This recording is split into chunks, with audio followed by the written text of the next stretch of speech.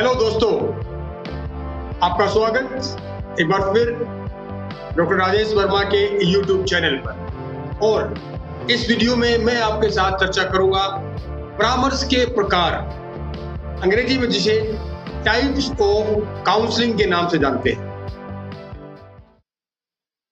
मुख्य रूप से काउंसलिंग 3 प्रकार की होती है: निर्देशात्मक परामर्श, गैर निर्देशात्मक परामर्श और उदार या सहकारी परामर्श, जिसको इक्लेक्टिक या कोऑपरेटिव काउंसलिंग के नाम से भी हम जानते हैं। अब हम इन तीनों प्रकार की काउंसलिंग का गहराई से अध्ययन करेंगे। निर्देशात्मक परामर्श, डायरेक्टिव काउंसलिंग। इस काउंसलिंग के जनक हैं E.G. विलियमसन। उन्होंने इस विधि को लगभग 1930 के दशक में प्रस्तावित किया था। नाम से ही स्पष्ट है कि इसमें काउंसलर है वो एक निर्देशक की भूमिका निभाता है। जिस प्रकार किसी फिल्म का डायरेक्टर होता है, यानी कि फिल्म में जो कलाकार किस प्रकार की एक्टिंग करेंगे, कहां पर क्या होगा, सब कुछ डायरेक्टर के कहने पर, निर्देशक के कहने पर होता है। उसी प्रकार से निर्देशात्मक काउंसलिंग में भी काउंसलर एक निर्देशक की भूमिका निभाता है। अब इसमें आप समझ सकते हैं कि निर्देशक की भूमिका का अर्थ क्या है। यहाँ पर निर्देशक की भूमिका का अर्थ ये है कि काउंसलर ही काउंसली को उसकी समस्या से संबंधित समाधान सजेस्ट करता है, क्योंकि ये सिद्धांत बताता है कि काउंसली के पास इतनी क्षमता नहीं है कि जिस समस्या से वो जूझ रहा है उस समस्या का वो समाधान स्वयं खोज सके। इसके लिए एक्सपर्ट और प्रोफेशनल मदद की आवश्यकता होगी, जो काउंसलर उसको उपलब्ध करा सकता है। तो क्या होता है, काउंसलर काउंसली से सूचना ग्रहण करता है, उनका उपयोग करता है। उपयोग किस प्रकार करता है? उपयोग करने का मतलब यह है कि उन सब से एक परिणाम पर वो पहुंचता है और परिणाम पर पहुंचकर फिर वो काउंसली को सुझाव देता है कि आपकी जो समस्या है उसका ये इलाज है, ये समाधान है। इस तरह के समाधान पर पहुंचने में काउंसलर को कई सारी तकनीकों का इस्तेमाल करना पड़ता है। उसको जो डेटा उसने इकट्ठा किया है उससे उसे अनुमान भी लगाना होता है, और अनुमान लगाने के पश्चात काउंसलर एक प्रक्रिया कि कौन सी काउंसलिंग टेक्निक इसके लिए सुरक्षित रहेगी उसका चुनाव करता है, और चुनाव करने के पश्चात वो उसको उसी प्रकार से काउंसलिंग के सेशन देता है। यहाँ पर वो उसको निर्देश देता है कि आपको अपनी समस्या से निपटने के लिए ऐसे करना होगा और ऐसे ही करना चाहिए। इसीलिए इसको क्या बोलते हैं, निर्देशात्मक परामर्श। लेकिन इस प्रकार की प्रक्रिया को शुरू करने से पहले इसकी कुछ मान्यताएं होती हैं। सबसे पहली बात, ये टेक्निक ये मानती है कि काउंसलर एक विशेषज्ञ होने के नाते बेहतर सुझाव और समाधान प्रदान कर सकता है, क्योंकि उस क्षेत्र में क्लाइंट के पास उतना एक्सपर्टीज या अनुभव नहीं है जितना काउंसलर के पास है। अब तो काउंसलर इसमें एक बहुत ही प्रोएक्टिव, बहुत सक्रिय भूमिका निभाता है। अगर वो निर्देशक है तो उसके बिना कुछ नहीं चलने वाला, तो इसलिए उसको बहुत ही प्रोएक्टिव भूमिका निभानी पड़ती है। उचित जानकारी की उपलब्धता परामर्श प्रक्रिया का केंद्र बिंदु होता है। जो जानकारी काउंसलर काउंसली से लेता है, अगर वो जानकारी उचित नहीं है तो ये माना जाता है कि काउंसलिंग एक सही रास्ते पर नहीं जा पाएगी, क्योंकि ये टेक्निक ये मानती है कि सभी कुछ, यानी कि काउंसलिंग के जो परिणाम हैं वो सटीक सूचना की उपलब्धता पर निर्भर करते हैं। परामर्शदाता परामर्शी की तुलना में अत्यधिक सक्रिय भूमिका निभाता है और उसको निभानी पड़ती है अगर वो इस टेक्निक का प्रयोग करता है। तो क्लाइंट से संबंधित समस्या के संबंध में काउंसलर ही निर्णय लेता है। वही ये फैसला करता है कि जिस समस्या से क्लाइंट जूझ रहा है उसको किस प्रकार से निपटा जा सकता है। निर्देशात्मक परामर्श के चरण, तो मुख्य रूप से ये 6 चरण हैं। इनको जिस ऑर्डर में दिया गया है काउंसलर को उसी ऑर्डर में प्रयोग करना होता है ताकि कम समय में उचित समाधान निकल सके समस्या का। सबसे पहला है विश्लेषण, एनालिसिस। वो किस चीज का विश्लेषण करेगा? याद रखना, विश्लेषण हमेशा सूचनाओं का किया जाता है, चाहे वो सूचना किसी प्रकार की हो, चाहे विजुअल हो, चाहे रिटन हो, ऑब्जर्व्ड हो, या किसी व्यक्ति को देखकर, किसी वस्तु को देखकर अगर हम इस विश्लेषण करते हैं तो हम उससे कुछ सूचना ग्रहण करते हैं, फिर उस इंफॉर्मेशन का एनालिसिस किया जाता है। तो सबसे पहले इस स्टेप में सूचना इकट्ठित होती है। सूचना इकट्ठी होने के बाद उसमें सावधानी पूर्वक काउंसलर को उसका विश्लेषण करना होता है। अगला कदम है, सूचना को उसने एनालाइज कर लिया, संश्लेषण। संश्लेषण होता है सिंथेसिस, एक प्रकार से सूचना को उसकी प्रकृति के अनुसार इकट्ठा करना, उसको हम बोलते हैं संश्लेषण। सूचना का विश्लेषण हो गया, संश्लेषित कर लिया। अब अगला कदम आता है निदान, अंग्रेजी में जिसे हम कहते हैं डायग्नोसिस। ये सूचना जो मिली है उसको एनालिसिस हमने कर लिया, फिर उस सूचना के आधार पर यह जानना पड़ता है कि व्यवहार के किस क्षेत्र में क्लाइंट में कमी है। उसी क्षेत्र को पिन पॉइंट किया जाता है और वहीं से निकल कर आता है कि व्यक्ति किस प्रकार की समस्या से ग्रसित है, जिसे हम निदान कहते हैं। अगला स्टेप आता है इसके बाद पूर्वानुमान। अब पूर्वानुमान का मतलब यह है कि पहले से अनुमान लगा लेना, यानी कि जितनी सूचनाएं, जितनी प्रक्रियाएं पहले की गई है उनके आधार पर क्लाइंट किस समस्या से ग्रसित हो सकता है, काउंसलर इस बात का पूर्वानुमान लगाता है।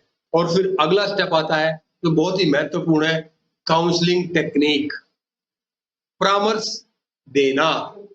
निर्देशात्मक काउंसलिंग है, इसके अनुसार व्यक्ति को परामर्श देता है। और अंतिम बात आती है अनुवर्ती, को हम बोलते हैं फॉलो अप। जब काउंसलर क्लाइंट को परामर्श देता है तो उस परामर्श में वो क्लाइंट को कुछ रास्ते सुझाता है, उसके व्यवहार में आवश्यक संशोधन करने की जरूरत है। और इस प्रक्रिया का जो अंतिम चरण है वो है अनुवर्ती, फॉलो अप। हालांकि ये काउंसलिंग टेक्निक से बाहर की बात होती है। बाहर का मतलब है क्लाइंट को सजेस्ट कर दिया गया कि किन किन टेक्निक के माध्यम से आप अपने व्यवहार में परिवर्तन कर सकते हो, और करना ही होगा क्योंकि निर्देशात्मक काउंसलिंग है, उसको डायरेक्शन देता है कि आपको इस तरह से व्यवहार करना है और इन जिन चीजों में आपके व्यवहार में आपको बदलाव करना है। उसके बाद ये देखा जाता है कि उस सजेशन का उसके व्यवहार पर क्या प्रभाव पड़ा, क्या वही समस्या दोबारा तो उत्पन्न नहीं हुई, क्या काउंसली ने उन टेक्निक को अपने जीवन में अपना लिया, समाहित कर लिया। अगर उत्पन्न होती है तो फिर दूसरा समाधान सुझाया जाता है। यह है अनुवर्ती। अब बात करते हैं गैर निर्देशात्मक परामर्श, non directive counselling. Non directive counselling का जनक कार्ल रोजर्स को माना जाता है, वो भी अमेरिकन मनोशास्त्री रहे हैं। इसे कई और नाम से भी जानते हैं, client centred therapy, client centred counselling, permissive counselling भी इसको कह सकते हैं, अनुमेय। अब परमिसिव क्यों यहां पर है, क्लाइंट सेंटर्ड क्यों कहा गया है? अगर आप इसकी तुलना पहले वाली टेक्निक से करेंगे तो पहले वाली टेक्निक में काउंसलर एक सक्रिय प्रोएक्टिव भूमिका निभाता है, लेकिन इसमें नॉन डायरेक्टिव काउंसलिंग में काउंसलर एक पैसिव भूमिका निभाता है। अब इसको परमिसिव काउंसलिंग का है। इसमें जो केंद्र बिंदु होता है काउंसलिंग का वो क्लाइंट होता है। इसमें भी सूचना इकट्ठी की जाती है, लेकिन इसमें क्लाइंट को फ्रीली आजादी से, स्वतंत्र रूप से अपने भावों को, अपने विचारों को प्रकट करने का अधिकार होता है। क्लाइंट के विचारों को, उसके भावों को काउंसलर को बिना जजमेंटल हुए संपूर्णता में जिस स्थिति में वे हैं वैसा ही उसे स्वीकार करना पड़ता है। इस प्रकार की काउंसलिंग में महत्वपूर्ण तत्व होते हैं जिसे एक्सेप्टेंस कहा जाता है, अनकंडीशनल पॉजिटिव रिगार्ड कहा जाता है, ऑप्टिमिज्म कहा जाता है, सौहार्दपूर्ण संबंध स्थापित करने होते हैं। ये सारे के सारे काम काउंसलर करता है, लेकिन पैसिव रहकर वो काउंसलिंग को सुनता है, उसको स्वीकार करता है, जैसी बातें वो बता रहा है उनको उसी रूप में सुन करके अपने थॉट प्रोसेस को उसके थॉट प्रोसेस के साथ रैशनलाइज करता है। वो उसके विचारों में, उसके भावों में किसी प्रकार की कोई कमी नहीं निकालता, कोई उसको एडवाइस नहीं देता कि ये विचार आपके मन में नहीं आना चाहिए और ये आना चाहिए, कोई एडवाइस नहीं देता। वो जैसे विचार प्रकट करता है, काउंसलर उनको उसी रूप में स्वीकार करके नोट कर लेता है और उन्हीं विचारधारा के अनुसार उसका डायग्नोसिस किया जाता है, समस्या के तह तक पहुंचा जाता है। तो ये मुख्य रूप से गैर निर्देशात्मक परामर्श में होता है। अब इसका उद्देश्य क्या है? इसका उद्देश्य ये है कि क्लाइंट को सक्षम बनाना, उसके व्यवहार में सकारात्मक परिवर्तन, यानी कि लर्निंग, क्योंकि ये लर्निंग ओरिएंटेड अप्रोच है। अब वो सकारात्मक परिवर्तन है, वो किसी निर्देश के अनुसार नहीं होता है, वो उस व्यक्ति को इतना सक्षम बनाया जाता है, उस व्यक्ति को इस प्रकार से बातचीत में फैक्ट्स बताकर, तथ्य बताकर उसको सक्षम बनाया जाता है। जिस प्रकार से अर्जुन को सक्षम बनाया गया था भगवान श्री कृष्ण के द्वारा, कोई निर्देश उन्होंने नहीं दिए कि तुम ये करो। हालांकि गीता में कई जगह ये बताया गया है कि भगवान श्री कृष्ण अर्जुन से कह रहे हैं, अंतिम श्लोक में भगवान कृष्ण ये कहते हैं कि मैंने जो कहना था, बताना था, तुम्हें बता दिया। अर्जुन, अब ये तुम्हारे ऊपर है कि तुम क्या फैसला लेते हो। अगर ये डायरेक्टिव काउंसलिंग होती तो उसमें सीधा कहते हैं कि अर्जुन, जो मैंने कहना था वो कह दिया, अब तुम खड़े हो, अपना धनुष उठाओ और करो युद्ध। ऐसा नहीं कहा भगवान श्री कृष्ण ने, क्योंकि वो जानते थे कि ये हो सकता है विधिक कारगर साबित ना हो अर्जुन जैसे व्यक्ति के लिए। तो उन्होंने उस टेक्निक का इस्तेमाल किया जिसको आज हम आधुनिक समय में गैर निर्देशात्मक परामर्श के नाम से जानते हैं। इसमें क्लाइंट को इतनी फ्रीडम दी जाती है कि वो अपने जीवन से संबंधित योजनाएं स्वयं बनाए, फिर उन योजनाओं को किस तरह से वो एग्जीक्यूट करे, कार्यान्वित करे। कहने का अर्थ यह है कि उसके जीवन से संबंधित सारे फैसले उसको स्वयं करने होते हैं, लेकिन फैसले लेने लायक उसे बना दिया जाता है। ये है गैर निर्देशात्मक परामर्श। अब काउंसलर यूं ही किसी भी क्लाइंट को गैर निर्देशात्मक परामर्श नहीं दे सकता है। तो क्या जरूरी उसके लिए?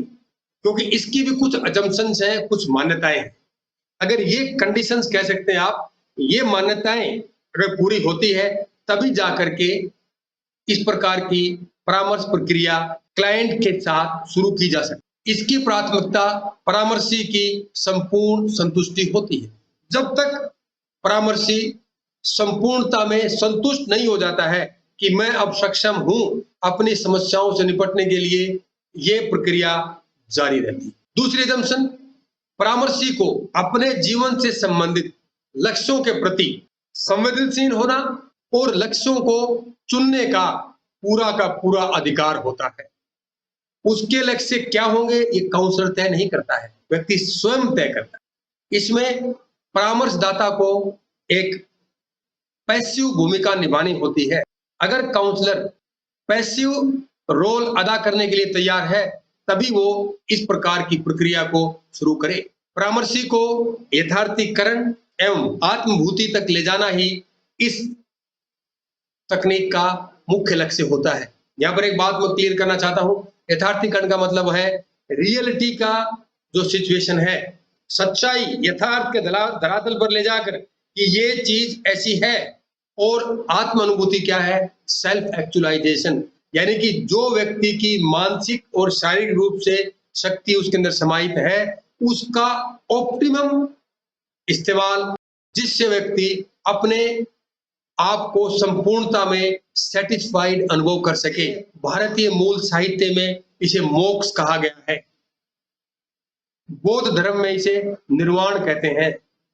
लेकिन मैं मोक्ष और निर्वाण शब्द के इस्तेमाल से ये नहीं कहना चाहता कि हर काउंसलर ये कोशिश करे कि जो भी उसका क्लाइंट आ जाए उसको मोक्ष की तरफ धकेल दे। लेकिन अगर आप एक पर्सपेक्टिव से आप देखते हैं तो मनुष्य का अंतिम लक्ष्य यही है, और मोक्ष होता है जीवन मरण के चक्र, दुख दर्द के चक्र से हमेशा के लिए छुटकारा। अब मैं और ज्यादा बात यहां नहीं करूंगा, ये तो आप कहेंगे सर तो फिलोसफी सुनाने लगे।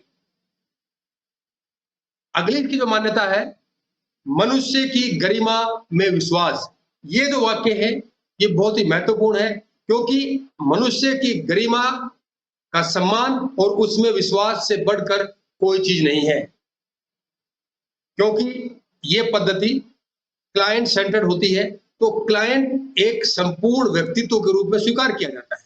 जब उसको संपूर्णता में स्वीकार किया जाता है तो उस समय उसे अनकंडीशनल पॉजिटिव रिगार्ड भी दिया जाता है, जिसके माध्यम से हम ये इंश्योर करते हैं कि मनुष्य की गरिमा का संपूर्णता में सम्मान हुआ है। अगर काउंसलर इस बात पर ध्यान दे सकता है तो ही इस प्रकार की टेक्निक का वो प्रयोग करे। अगली assumption है कि जो संवेगात्मक रूप से व्यक्ति को परेशानी होती है, इमोशनल डिस्टर्बेंस, वो व्यक्ति को अपने जीवन संबंधित फैसले लेने में, समायोजन करने में, अनुकूलन में परेशानी का कारण बनती है। मतलब वो टांग अड़ाती है। क्या चीज? Emotional disturbance. तो काउंसलर को बड़ी चतुराई से, सावधानी से क्लाइंट के अंदर छुपी हुई इमोशनल डिस्टर्बेंस को जानना होता है, जिसके फलस्वरूप वो उसको एड्रेस कर सके और क्लाइंट के व्यवहार में सकारात्मक परिवर्तन कर सके।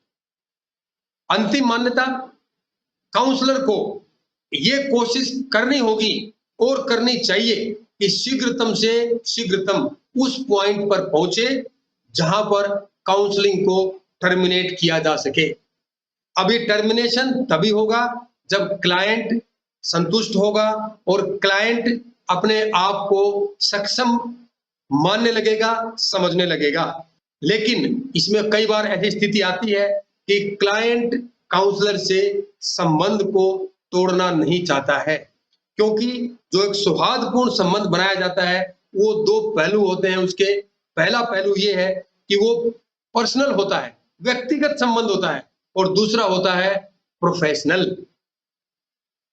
तो ये जब संबंध व्यक्तिगत हो तो उसको तोड़ना बहुत मुश्किल होता है, लेकिन काउंसलर तो प्रोफेशनल है, उसको बड़ी समझदारी से, चतुराई से उस संबंध को टर्मिनेट करना होता है, और वो भी जितना जल्दी हो सके उतना ही जल्दी। ऐसा नहीं है कि काउंसलर काउंसलिंग सेशंस को लंबाई खींचता जा रहा है। अब हम गैर निर्देशात्मक परामर्श के कुछ चरणों पर प्रकाश डालते हैं। चूंकि इसके जनक कार्ल रोजर्स हैं, तो इसके चरण भी कार्ल रोजर्स ने ही सुझाए हैं। पहला है समस्याग्रस्त स्थिति को परिभाषित करना। पहले ही स्टेज में काउंसलर को जो काउंसलिंग की समस्याग्रस्त स्थिति है, प्रॉब्लमेटिक सिचुएशन है, उसको डिफाइन करना। जिस प्रकार से जब रिसर्च हम करते हैं तो सबसे पहले हम statement of the problem define करते हैं कि हमारी समस्या क्या है। उसी प्रकार से इस प्रकार की काउंसलिंग में सबसे पहले वो समस्या क्या है, किस प्रकार की है, उसी को डिफाइन किया जाता है और उससे संबंधित कौन कौन सी स्थितियां हैं। दूसरा चरण इसमें ये आता है भावनाओं की मुक्त अभिव्यक्ति। इसमें उनको ये बता दिया जाता है कि आप अपने भावों को, अपने विचारों को स्वतंत्र रूप से एक्सप्रेस कर सकते हो, किसी प्रकार की कोई पाबंदी नहीं है। आप मुझ पर यानी कि काउंसलर पर पूरा भरोसा कर सकते हो। और तीसरा चरण होता है अंतर्दृष्टि का विकास। ये अंतर्दृष्टि किस में? ये क्लाइंट में। क्योंकि जब व्यक्ति अपने विचारों को प्रकट करता है, अपनी व्यक्तिगत बातों को वो साझा करता है, तो उन सब के माध्यम से काउंसलर अपने अंदर एक अंतर्दृष्टि का विकास करता है, क्योंकि उन भावों का, सूचनाओं का विश्लेषण किया जाता है। और अंतर्दृष्टि किस बात से संबंधित होती है? क्योंकि क्लाइंट एक समस्या लेकर आता है, तो उस समस्या से संबंधित होती है। चौथा स्टेप है सकारात्मक और नकारात्मक संवेगों का वर्गीकरण। इस चरण में परामर्शदाता सूचना के आधार पर क्लाइंट की नकारात्मक और सकारात्मक संवेगों में अंतर स्पष्ट करता है, उनको क्लासिफाई करता है कि जो इंफॉर्मेशन उसके पास है उसके आधार पर कि कौन कौन से भाव, कौन कौन से विचार काउंसलिंग ने जो प्रकट किए हैं, कौन से नेगेटिव है, कौन से पॉजिटिव है। ये बहुत जरूरी है। क्यों जरूरी है? क्योंकि जो सकारात्मक संवेग है वो तो उसके जीवन को गुणवत्तापूर्ण बनाने में अपना योगदान दे रहे हैं, लेकिन जो नकारात्मक है उनकी ओर फोकस करने की जरूरत है, ताकि ये वर्गीकरण ये मदद करता है कि नकारात्मक संवेगों पर काम किया जा सके और उन्हीं में संशोधन किया जा सके।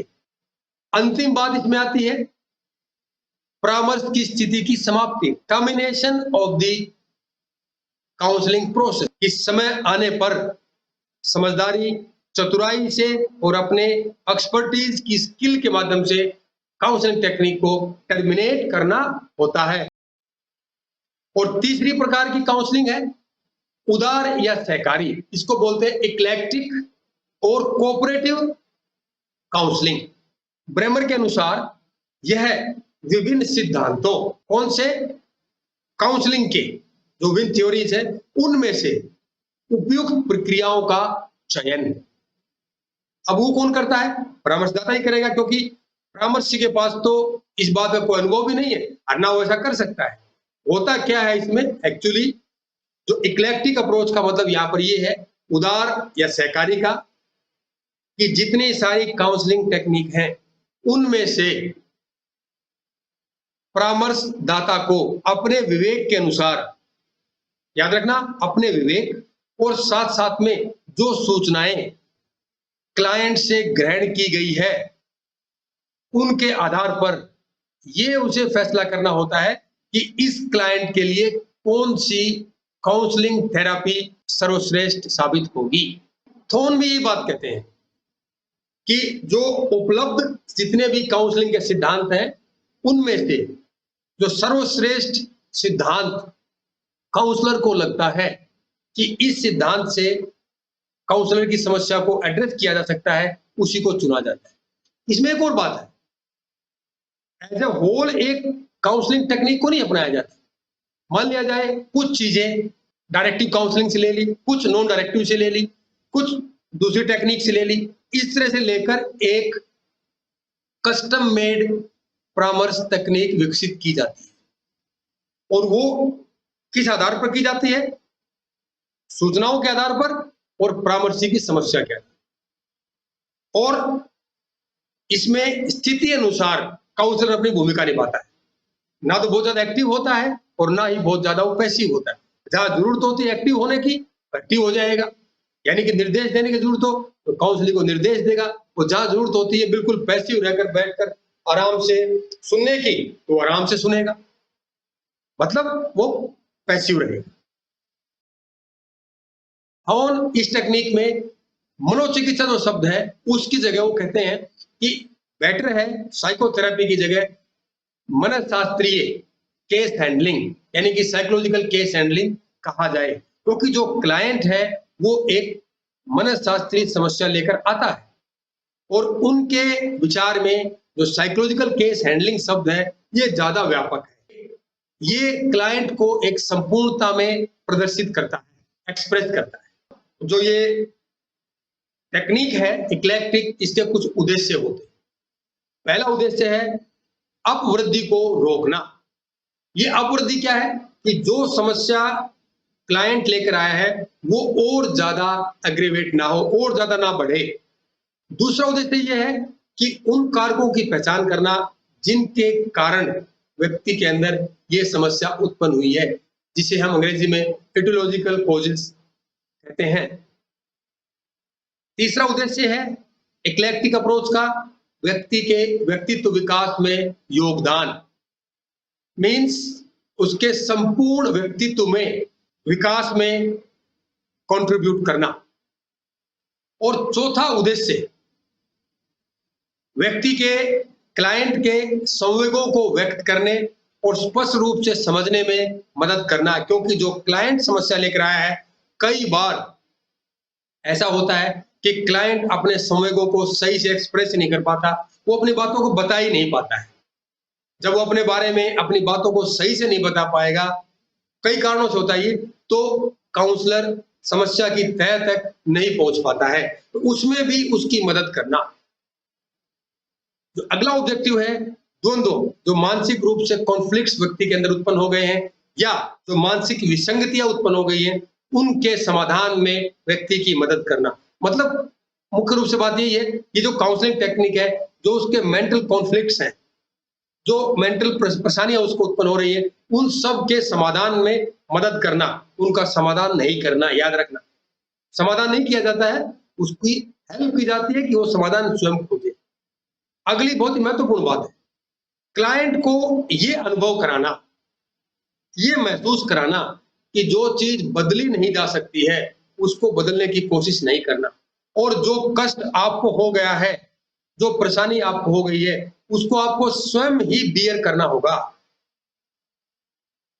एक कहावत है कि काया के कष्ट को कभी नहीं बांटा जा सकता। आपका कोई भी कितना ही प्रिय क्यों ना हो, आप और हम किसी दूसरे व्यक्ति के शरीर में हो रहे कष्ट को हम बांट नहीं सकते। मात्र हम एम्पैथेटिक हो सकते हैं, उसको अनुभव कर सकते हैं कि ऐसा हुआ है तो इसको इतना कष्ट हो रहा होगा। हम अनुमान लगा सकते हैं, अंदाजा लगा सकते हैं, लेकिन उस कष्ट को नहीं बांट सकते। ये कुछ बातें हैं, काउंसली को इन बातों के प्रति संवेदनशील बनाना होता है। और अंतिम उद्देश्य इसका ये है, आत्मबोध के लिए दृष्टिकोण में परिवर्तन। आत्मबोध मतलब होता है सेल्फ एक्चुअलाइजेशन, आत्म का ज्ञान, स्वयं के बारे में पूर्ण रूप से अनुभव। अगर व्यक्ति आत्मज्ञान में अपने आप को जानने में सक्षम होता है तो काउंसलिंग टेक्निक संपूर्ण मानी जाती है। लेकिन ये कब होगा? जब व्यक्ति अपने दृष्टिकोण में परिवर्तन करेगा, क्योंकि जिस दृष्टिकोण के आधार पर व्यक्ति जी रहा होता है, उसी दृष्टिकोण के आधार पर ही व्यक्ति में समस्या उत्पन्न हुई है। तो उस समस्या के समाधान के लिए पहले व्यक्ति को दृष्टिकोण में संशोधन करना होता है, और जिसमें काउंसलर बहुत ही महत्वपूर्ण भूमिका निभाता है। अब इसकी भी कुछ मान्यताएं हैं। पहली मान्यता, परामर्शी से एकत्र की गई जानकारी परामर्श तकनीक का आधार बनती है। यानी वही एक इंफॉर्मेशन है जिसके बेस पर व्यक्ति को काउंसलिंग दी जाती है, किसी और पे नहीं। और इसमें सूचनाएं कहां से इकट्ठी करते हैं? सूचनाएं व्यक्ति के स्वयं से, उसके दोस्तों से, उसके परिवार के सदस्यों से, इन सभी से सूचनाएं इकट्ठी की जाती हैं ताकि उसको सही से सही टेक्निक दी जा सके। अगली मान्यता यह है कि परामर्शी की चाहत, वो क्या चाहता है और उसकी क्या इच्छा है, इसको जानना बहुत ही महत्वपूर्ण कदम होता है, बहुत ही ज्यादा जरूरी होता है। क्योंकि वो क्या चाहता है और उसकी क्या इच्छा है, इसी के आधार पर यह तय होगा कि काउंसलर काउंसली को किस रास्ते पर ले जाए या किस प्रकार की टेक्निक उसे उपलब्ध कराए। अगली मान्यता कि जो वातावरण होता है वो बहुत ही कंडीसिव होना चाहिए, क्योंकि कंडीसिव इन्वायरमेंट के अंदर ही काउंसलिंग अपने आप को संपूर्णता में व्यक्त कर पाता है। अंतिम मान्यता यह है कि अलग अलग काउंसलिंग टेक्निक से आइडियाज लिए जाते हैं और फिर एक कंप्रीहेंसिव खाका तैयार किया जाता है। अब ये खाका किस पर आधारित होगा? ये वही बात काउंसली और काउंसली के नजदीकी व्यक्तियों से इकट्ठी की गई सूचना के आधार पर होता है। अब इसके भी कुछ चरण है। पहला चरण है निदान डायग्नोसिस। परामर्शी की जो समस्या है उसकी पूरी एक तस्वीर, उसका एक खाका तैयार किया जाता है कि वो किस समस्या से ग्रसित है और उस समस्या का प्रकार क्या है। क्या वो संवेगों के कारण ऐसा है, क्या उसके व्यवहार के कारण ऐसा है, क्या कोई थर्ड पार्टी इन्वॉल्वमेंट है उसके अंदर।